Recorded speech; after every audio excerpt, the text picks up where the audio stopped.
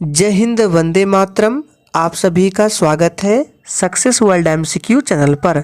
तो फ्रेंड्स, आज से बिहार पुलिस की नई भर्ती के लिए लूसेंट बुक से प्रैक्टिस सेट को स्टार्ट कर रहे हैं, क्योंकि लूसेंट बुक से बिहार पुलिस के एग्ज़ाम में बहुत सारे प्रश्न, लगभग 45 से 50 प्रश्न पूछे जाते हैं। इसलिए ये क्लास आप लोगों के लिए इम्पॉर्टेंट है। इस क्लास को आप लोग डेली अटेंड करें, और जो भी स्टूडेंट नए आए हैं उनको बता दें, ये क्लास आपको डेली रात 9 बजे लाइव चैट के साथ मिलेगा। तो फटाफट से आप सभी लाइव में जुड़ जाइए। तो चलिए इसी के साथ आज के सेशन को स्टार्ट करते हैं। तो फ्रेंड्स, आज के सेशन का पहला प्रश्न है, भारतीय संविधान का कौन सा अनुच्छेद अस्पृश्यता का उन्मूलन करता है? आप लोगों को आंसर करने के लिए लाइव चैट का ऑप्शन दिया गया है। अगर किसी भी प्रश्न का आंसर पता है तो आप लोग लाइव चैट में अपना अपना आंसर देने का प्रयास जरूर करेंगे। तो देखिए, भारतीय संविधान का कौन सा आर्टिकल है जो अस्पृश्यता का उन्मूलन करता है? तो ये है आर्टिकल 17। डी ऑप्शन जो भी बच्चे दिए हैं बिल्कुल सही जवाब है। एक प्रश्न और पूछा जाता है कि संविधान संशोधन की जो प्रक्रिया है, ये संविधान के किस भाग में इसका वर्णन किया गया है? तो भाग 20 में। और किस अनुच्छेद में वर्णन मिलता है? तो अनुच्छेद 368 में इसका वर्णन मिलता है।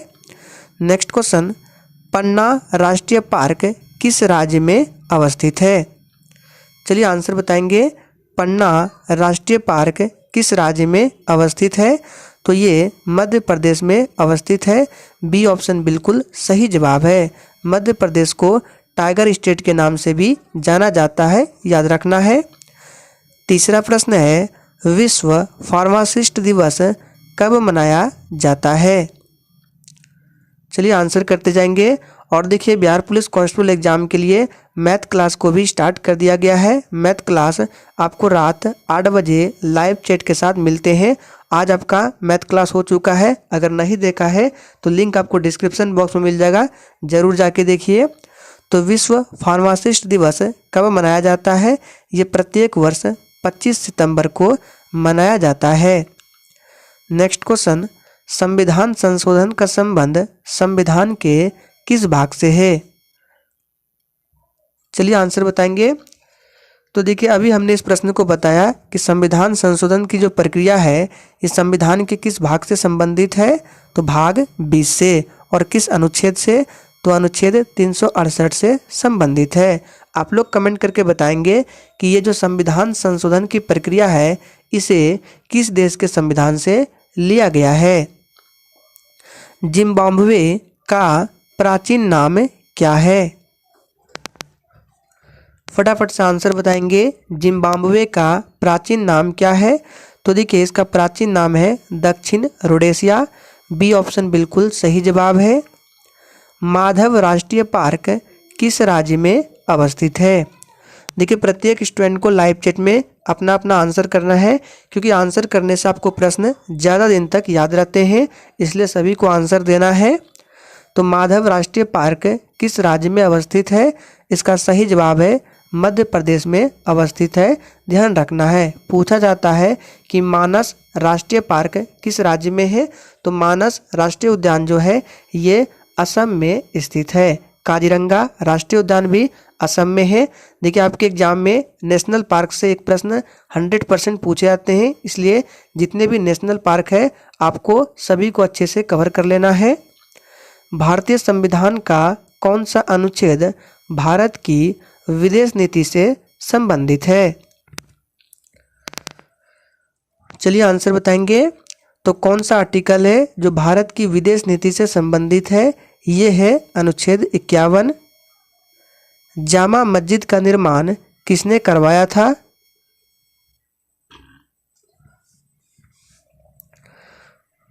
Times up. तो देखिए, जामा मस्जिद का निर्माण जो है ये शाहजहां ने करवाया था। फर्स्ट ऑप्शन जो भी बच्चे दिए हैं बिल्कुल सही जवाब है। अकबर को ध्यान रखना है, इन्होंने 1582 ईस्वी में दीन ए इलाही धर्म की स्थापना की थी। और सिकंदर को भी याद रखना है, इन्होंने आगरा शहर की स्थापना 1504 ईस्वी में की थी। ध्यान रखना है, आपसे पूछेगा कि आगरा शहर की स्थापना किसने किया था? तो सिकंदर लोदी ने। कब? तो 1504 में। Next question, Rajbari bison national park किस राज्य में अवस्थित है?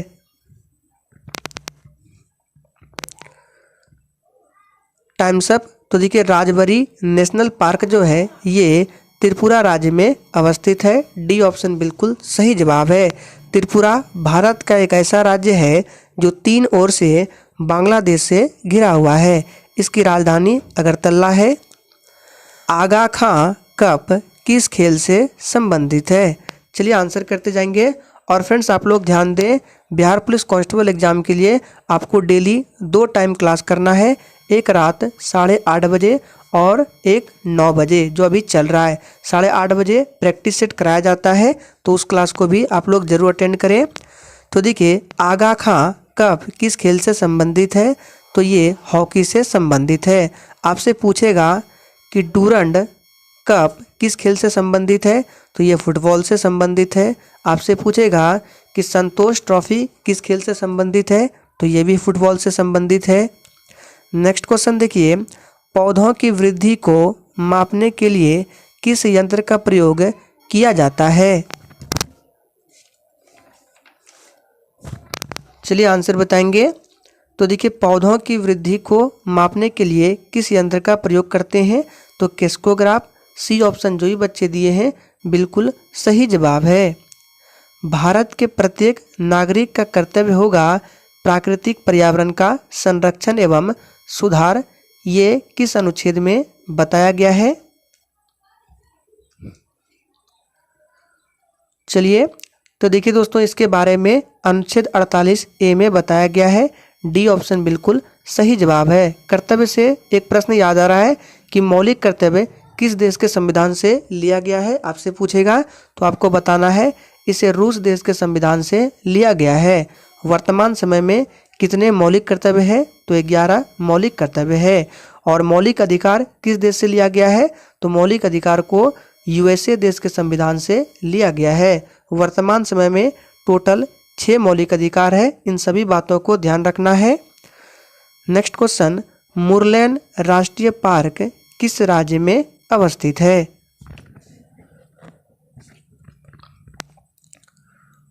Times up. तो देखिए मुरलेन राष्ट्रीय पार्क जो है ये मिजोरम में अवस्थित है।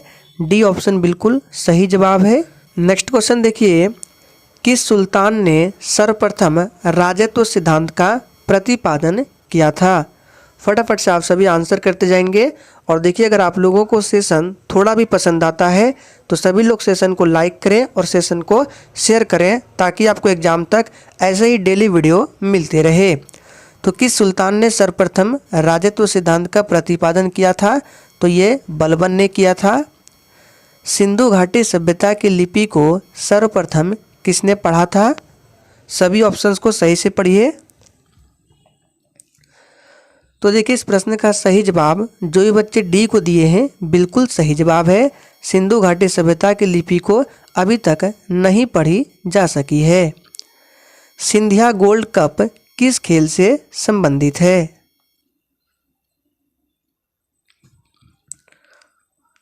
तो देखिए सिंधिया गोल्ड कप किस खेल से संबंधित है? तो ये हॉकी से संबंधित है। जल्दपारा राष्ट्रीय पार्क किस राज्य में अवस्थित है?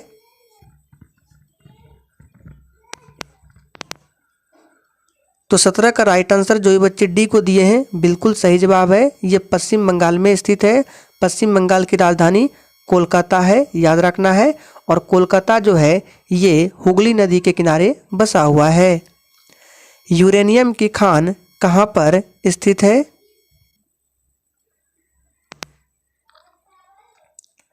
चलिए तो देखिए यूरेनियम की खान जो है ये जादूगोड़ा में स्थित है। सी ऑप्शन बिल्कुल सही जवाब है। भारतीय संविधान का कौन सा अनुच्छेद राज्य सरकारों को ग्राम पंचायत के गठन का निर्देश देता है? चलिए आंसर बताएंगे कौन सा आर्टिकल है। तो देखिए ये आर्टिकल है 40 यानी कि अनुच्छेद 40 है जो कि राज्य सरकारों को ग्राम पंचायत के गठन का निर्देश देता है। 1 माइक्रोन बराबर होता है। चलिए आंसर बताएंगे 1 माइक्रोन बराबर कितना मिलीमीटर होता है? तो देखिए 1 माइक्रोन बराबर 0.001 मिलीमीटर होता है। बी ऑप्शन जो भी बच्चे दिए हैं बिल्कुल सही जवाब है। मुक्त रूप से निलंबित चुंबकीय सुई किस दिशा में टिकती है?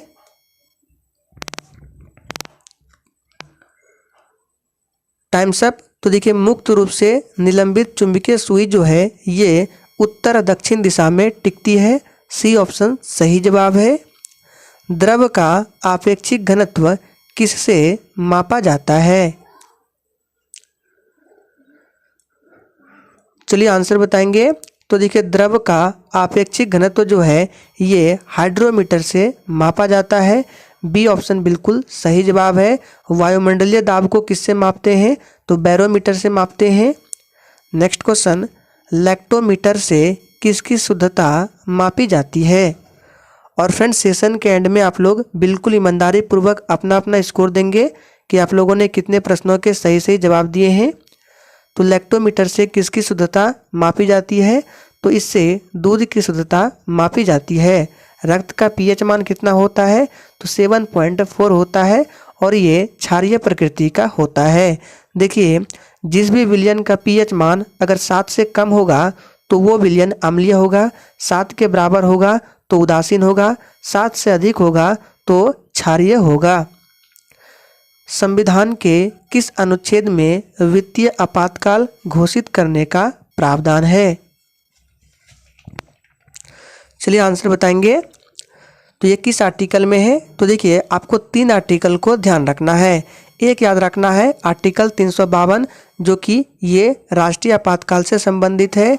उसके बाद इसमें 4 ऐड कर दीजिए तो आपका हो जाएगा 356 जो कि राष्ट्रपति शासन से संबंधित है। फिर इसमें 4 ऐड कर दीजिए तो ये हो जाएगा 360 जो कि वित्तीय आपातकाल से संबंधित है। तो इसका सही जवाब हो जाएगा अनुच्छेद 360 वित्तीय आपातकाल। नेक्स्ट क्वेश्चन, कोणार्क मंदिर का निर्माण किसने करवाया था? चलिए आंसर बताएंगे। और देखिए आपको जितने भी क्वेश्चंस के साथ एक्स्ट्रा फैक्ट बताते हैं, अगर आप लोगों को नहीं पता है तो उसको नोट डाउन कर लीजिए, एग्जाम के लिए इम्पोर्टेंट है। तो कोणार्क मंदिर का निर्माण किसने करवाया था? ये करवाया था नरसिंह देव प्रथम ने। कोणार्क का मंदिर कहाँ है? तो ये उड़ीसा में है। नेक्स्ट क्वेश्चन, विश्व जल दिवस किस तिथि को मनाया जाता है? Times up. तो देखिए विश्व जल दिवस जो है ये 22 मार्च को मनाया जाता है। 22 अप्रैल को विश्व पृथ्वी दिवस मनाते हैं। विश्व ओजोन दिवस पूछे तो 16 सितंबर को मनाते हैं। नेक्स्ट क्वेश्चन, ग्रीनविच देशांतर रेखा किस देश के बीच से गुजरती है? चलिए तो देखिए ग्रीनविच देशांतर रेखा जो है ये इंग्लैंड देश के बीच से गुजरती है। डी ऑप्शन बिल्कुल सही जवाब है। सैन्य इंजीनियरिंग सेवा दिवस कब मनाया जाता है? फटाफट से आंसर करेंगे और जिसने अभी तक लाइक नहीं किया है सभी लोग सेशन को लाइक करें। तो देखिए सैन्य इंजीनियरिंग सेवा दिवस जो है ये मनाया जाता है 26 सितंबर को। सी ऑप्शन बिल्कुल सही जवाब है। संविधान के किस अनुच्छेद में भारत के महान्यायवादी की नियुक्ति के बारे में बताया गया है? चलिए आंसर करेंगे। महान्यायवादी यानी कि जिसको अटॉर्नी जनरल भी बोला जाता है, इसकी नियुक्ति के बारे में अनुच्छेद 76 में बताया गया है। और भारत के महान्यायवादी की नियुक्ति जो है ये भारत के राष्ट्रपति के द्वारा किया जाता है। टाइटैनिक फिल्म में मुख्य अभिनेत्री कौन थी? चलिए आंसर बताएंगे। तो देखिए टाइटैनिक फिल्म में जो मुख्य अभिनेत्री थी ये कौन थी? तो ये केट विंसलेट थी। सी ऑप्शन बिल्कुल सही जवाब है। भारत के किन 2 नेता का जन्म दिवस 2 अक्टूबर को मनाया जाता है? चलिए तो देखिए दोस्तों महात्मा गांधी और लाल बहादुर शास्त्री का जन्म दिवस 2 अक्टूबर है। बी ऑप्शन बिल्कुल सही जवाब है। गोपाल कृष्ण गोखले जो है ये महात्मा गांधी के राजनीतिक गुरु थे, याद रखना है। सरदार वल्लभ भाई पटेल को लौह पुरुष के नाम से जाना जाता है। स्वामीनाथन समिति का संबंध किससे है? तो देखिए स्वामीनाथन समिति का संबंध जो है ये जनसंख्या नीति से है। नेक्स्ट क्वेश्चन, पहला यूआईडी कार्ड किस राज्य में जारी किया गया? चलिए, तो देखिए पहला यूआईडी कार्ड जो है ये महाराष्ट्र राज्य में जारी किया गया। रोजगार गारंटी योजना को सर्वप्रथम कहाँ प्रारंभ किया गया? देखिए ये प्रश्न आप लोगों के लिए थोड़ा सा इम्पोर्टेंट है, इसको खासकर ध्यान रखें। तो देखिए रोजगार गारंटी योजना को सर्वप्रथम महाराष्ट्र में प्रारंभ किया गया। डी ऑप्शन सही जवाब है। अशोक के किस शिलालेख में कलिंग युद्ध का वर्णन मिलता है? चलिए आंसर बताएंगे, बिल्कुल टॉप लेवल के प्रश्न है। तो ये किस शिलालेख में मिलता है? तो 13वां शिलालेख में, जो कि अशोक का यह सबसे लंबा शिलालेख है। इसमें कलिंग युद्ध का वर्णन मिलता है। तो फ्रेंड्स आज के सेशन में हम लोगों ने लुसेंट जीके से 35 मोस्ट इंपॉर्टेंट प्रश्नों को कवर किया। इसी के साथ आज का प्रैक्टिस सेट यहीं पर समाप्त होता है।